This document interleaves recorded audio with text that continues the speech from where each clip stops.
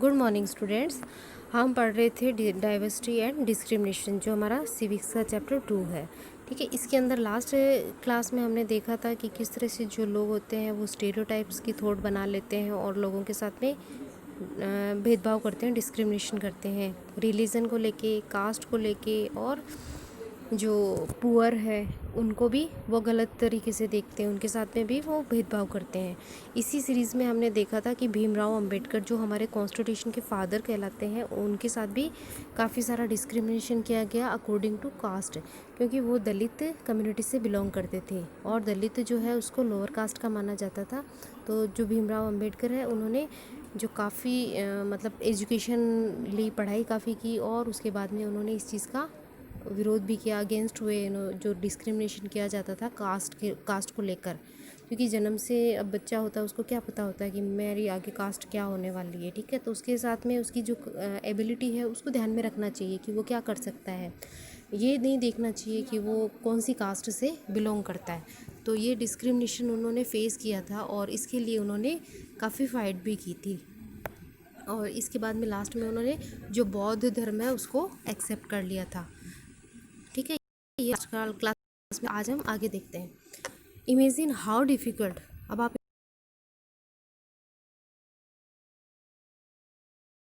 Mean place to other, how insulting, hurtful, कितना इनको insult feel होता है। जैसे हमने देखा था लास्ट में कि जो अंबेडकर जो थे वो अपने पिताजी से मिलने के लिए कोरेगांव जाना चाहते थे, लेकिन जब रिक्शा वालों, ये जो कार्ट वाले थे और जो स्टेशन मास्टर था, उनको पता चला कि वो लोअर कास्ट से, तो उन्होंने उनको बैठने भी नहीं दिया था। उनके कोई कार्ट भी हायर नहीं हुई थी, जबकि वो पैसे देने के लिए तैयार थे। तो लोग जो है refuse to touch you, allows you to drink water from the same source of dew. तो लोग जो है वो टच करने से भी मना कर देते हैं, अपने पास में मूव भी नहीं करते, मतलब पास से निकलना भी पसंद नहीं करते हैं, भेदभाव करते हैं हर तरह से। तो आपको कैसा फील होगा। दिस स्मॉल इंसिडेंस, अब ये उस इंसिडेंस के बारे में बता रहे हैं जो हमने कल देखा था, जो भीमराव अंबेडकर साहब के साथ हुआ था। Show how a simple task of going from one place to another, ये सिंपल सी बात होती है, एक जगह से दूसरी जगह जाने के लिए कार्ट होती है। ठीक, उस टाइम कार्ट होती थी, तो ये भी not available to the childrens, बच्चों को अवेलेबल नहीं हुई थी। Even though they would pay the money, वो पैसे भी दे रहे थे। All the carts men at the station, जो सारे कार्ट वाले थे ना स्टेशन पे, उन्होंने रिफ्यूज़ कर दिया था to take the childrens away act in a discriminatory manner. तो ये किसकी तरफ इशारा करते हैं, डिस्क्रिमिनेटरी, मतलब भेदभाव की तरफ कर रहे हैं कि बच्चे हैं तो वो मतलब लोअर कास्ट के बच्चे थे, इस वजह से वो उनको नहीं ले गए। सो क्लियरली, ये बात क्लियर है, एज स्टोरी शोनस हमें बताती है, कॉस्ट जो caste based discrimination is not only limited to preventing Dalit from undertaking certain economics. जो कास्ट जो सिस्टम है ना, कास्ट को लेके जो डिस्क्रिमिनेशन है, इसको लिमिट, ये इसकी मतलब कोई लिमिट नहीं है। ठीक है, इकोनॉमिक अगर activity, but it is also denies them the respect and dignity given to other. कि जैसे कुछ लोगों ने पैसे भी कमा लिए, मतलब जैसे किसी के पास पैसे भी खूब हो गए, लेकिन वो कास्ट जो है ना, उस कास्ट से, लोअर कास्ट से बिलोंग करता है, तो लोग जो होता है उनकी रिस्पेक्ट और डिग्निटी नहीं करते हैं, उनका जो सम्मान करना चाहिए वो नहीं करते हैं लोग। तो इसलिए इसके अंदर बताया गया। नेक्स्ट है स्ट्राइविंग फॉर इक्वलिटी, इक्वलिटी के लिए संघर्ष करना। तो उसमें देखा था हमने जो BR अम्बेडकर है, उन्होंने भी काफ़ी स्ट्रगल किया था, और जो लोग मंदिरों में इनको प्रवेश नहीं देते थे, एंट्री नहीं होती तो उनके लिए भी उन्होंने स्ट्रगल किया था। और जो दलित है उनके लिए स्कूल्स वगैरह की अरेंजमेंट की थी। द स्ट्रगल फॉर फ्रीडम, जो फ्रीडम का स्ट्रगल था फ्रॉम ब्रिटिश रूल, हमारे इंडिया के अंदर लगभग 200 ईयर तक जो अंग्रेज़ थे, ठीक है, ब्रिटिशर्स ने राज किया था, तो उनसे हम लोग आज़ाद होना चाहते थे। Include within the struggle of large group of peoples who not only fought against the British, इसके अंदर बहुत एक लार्ज ग्रुप जो थे ना, लोगों का एक बड़ा ग्रुप था जो ओनली ब्रिटिशर से नहीं लड़ रहा था, but also fought to be treated more equally. वो इसलिए भी लड़ रहा था कि उनके साथ में और जो है ना इक्वलिटी की जाए, समानता उनको दी जाए।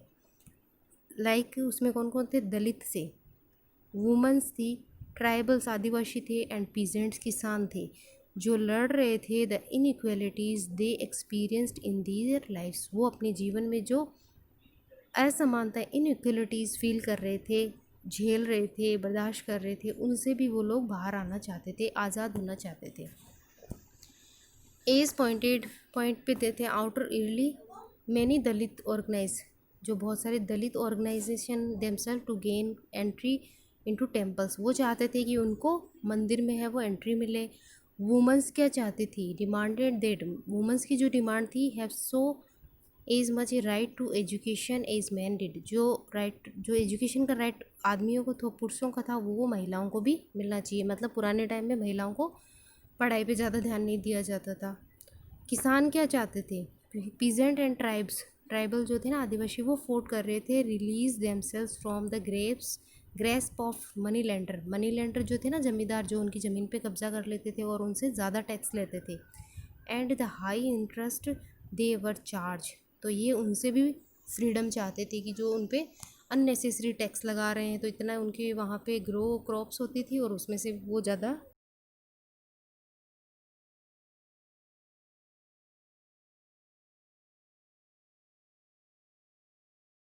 When India become a nation in 1947, हमारा जो इंडिया है एक राष्ट्र बन गया, मतलब यह है वो इंडिपेंडेंट हो गया 15 अगस्त 1947 को।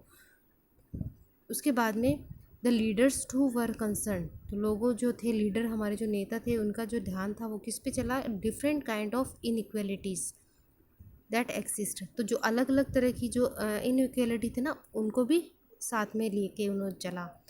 Those who wrote the constitutions in India, जो भारत के कॉन्स्टिट्यूशन में लिखा गया। अब कॉन्स्टिट्यूशन क्या होता है इसके बारे में भी हम देखते हैं। A document that laid out the rule by which the nation would function, rules जो लिखित फॉर्म में होते हैं ना, रिटन फॉर्म में जो भी रूल्स होते हैं जिनसे एक गवर्नमेंट चलती है, जिससे एक नेशन है वो काम करता है, तो उसको बोलते हैं कॉन्स्टिट्यूशन। जैसे हमारा इंडिया है, ठीक है, तो इंडिया का एक कॉन्स्टिट्यूशन है, उसमें एक बुक है जिसको कॉन्स्टिट्यूशन बोला गया, ठीक है। इस बुक के अंदर लिखा हुआ है कि हमारा जो प्रेसिडेंट है उनका इलेक्शन कैसे होगा, प्राइम मिनिस्टर का इलेक्शन कौन लड़ सकता है या फिर कौन उसमें पार्ट ले सकता है, कौन कौन सा जैसे क्राइम करने पर कौन सी जो है वो उसको सज़ा मिलेगी। तो ये सारी जो सिस्टम है वो उस बुक के अंदर लिखा गया है और इसी बुक को कॉन्स्टिट्यूशन कहते हैं। Discrimination has been practice in our society, discrimination जो है वो हमारे सोसाइटी में किया जाता है। And how peoples had struggle against them, और लोग हैं वो उसके अगेंस्ट कैसे स्ट्रगल करते हैं।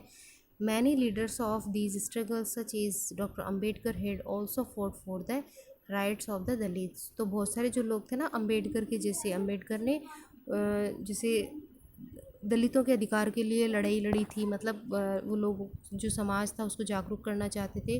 तो उसी तरह से बहुत सारे जो लोग हैं वो अपने अपनी सोसाइटी के अंदर स्ट्रगल करते हैं जिससे उनके साथ डिस्क्रिमिनेशन या भेदभाव कम हो। So these leader set out A vision, उनके जो एक विज़न होता है, गोल होता है कि इस जो एम है उसको अचीव करना है। In the constitution to ensure that all the peoples of India were considered equal, की जो सारे जो इंडियन पीपल है वो इक्वल माने जाएं।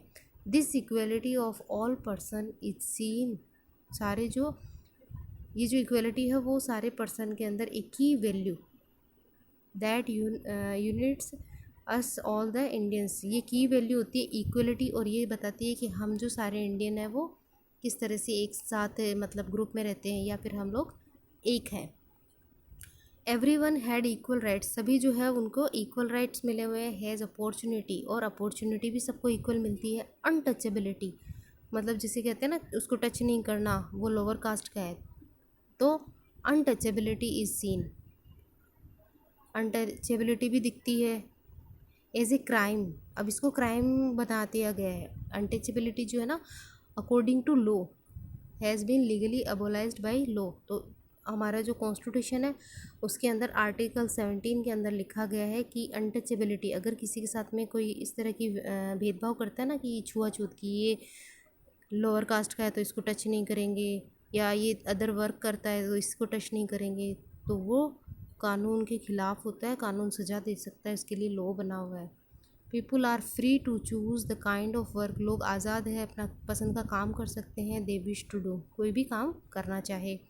Government job are open to all peoples, जो गवर्नमेंट की जॉब होती है वो सभी लोगों के लिए सेम होती है, ओपन, कोई भी उसमें पार्टिसिपेंट कर सकता है। फॉर्म निकलवाती है गवर्नमेंट, फॉर्म भर के एग्ज़ाम दो और उसमें पास करो।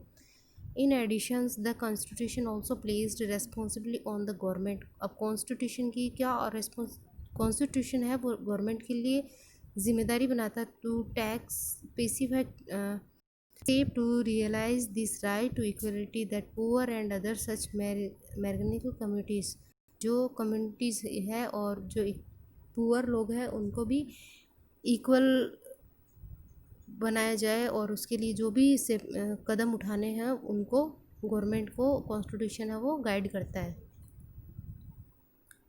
The writer of the constitution also sad, constitution के जो राइटर्स थे वो कहते हैं the respect for diversity was a significant element in the ensuring equality. तो जो डाइवर्सिटी पाई जाती है ना उसकी रेस्पेक्ट करेंगे तो जो हमारी इक्वलिटी है वो अपने आप हो जाएगी। They felt that people must have the freedom to follow their religion, हर जो इंसान है उसको फ्रीडम है अपने रिलीजन को फॉलो करने की, स्पीक देयर लैंग्वेज, अपनी लैंग्वेज बोलने की, celebrate their festival and express themself free, अपने बात जो है उसको फ्रीली कहने की।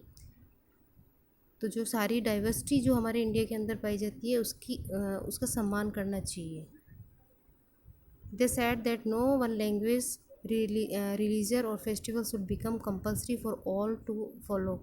जो कोई भी एक धर्म है, एक लैंग्वेज है या कोई जो फेस्टिवल है वो कंपल्सरी नहीं है कि सारे उसको फॉलो करें, सब अपना अपना जो है उसको फॉलो करें। They must set the government must treat all religious equally, सारी जो रिलीजन है उनके साथ में गवर्नमेंट इक्वली ट्रीट करती है। गवर्नमेंट का खुद का कोई रिलीजन नहीं है, कंट्री का कोई रिलीजन नहीं है।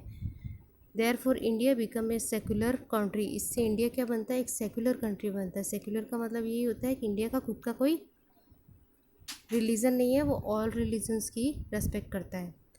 Where peoples for different religion and faith haves, जहाँ अलग अलग रिलीजन के लोग रहते हैं और उनको उसमें फेथ है।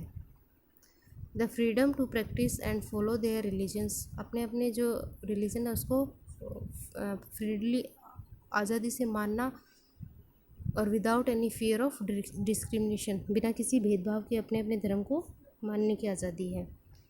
This is seen as an important element of our unity, ये हमारी एकता का बहुत ही इंपॉर्टेंट एलिमेंट है। That we all live together and respect one another, हम सब साथ में रहते हैं और एक दूसरे की रेस्पेक्ट भी करते हैं। तो जो सारे के सारे जो रिलीजन है उनको सारे पर्सन अपने अपने तरीके से सेलिब्रेट कर सकते हैं। these ideals are enshrined in our constitution, ये सारी जो चीज़ें हैं वो हमारे कॉन्स्टिट्यूशन में लिखी हुई है। दिस चैप्टर पॉइंट आउट, ये चैप्टर हमको बताता है the inequalities exist even today, तो इनइक्वालिटी है वो ख़त्म की जा चुकी है। Equality is a value that we have to keep striving for and not something which will happen automatically, तो जो कोई भी चीज़ें हैं वो ऑटोमेटिकली नहीं होगी, इक्वलिटी वो एक वैल्यू है उसकी भी अपने आप, तो और उसके लिए लोगों ने स्ट्रगल भी किया है। People struggle and positive action, लोग जो है वो स्ट्रगल करते हैं, पॉजिटिव एक्शन लेते हैं, और गवर्नमेंट जो है necessary to make this a reality for all Indians, और गवर्नमेंट उनको हेल्प करती है जिससे सारे जो इंडियंस हैं वो इसमें पार्ट ले सकें। तो ये इधर प्रीएम्बल दे रखा है जिसके अंदर सारा बता रखा है कि हमारा जो इंडियन है उसमें अलग अलग रिलीजन है, अलग अलग कास्ट के लोग हैं, तो वो सब किस तरह से मिलके जस्टिस, सबको जस्टिस मिलना चाहिए, सबको लिबर्टी होनी चाहिए, आज़ादी और इक्वलिटी होनी चाहिए, फर्टर्निटी, भाईचारा, मिलजुल के रहना, तो ये सारा सारा कॉन्स्टिट्यूशन के अंदर दे रखा है। The first page of constitution that clearly state, जो पहला पेज है वो बताता है that all Indians are entitled to equality of status and opportunity, सबको है वो समान अवसर की समानता दी गई है, सबको इक्वल अपॉर्चुनिटी मिलेगी। ठीक है, तो ये डाइवर्सिटी और डिस्क्रिमिनेशन जो था वो हमारा चैप्टर,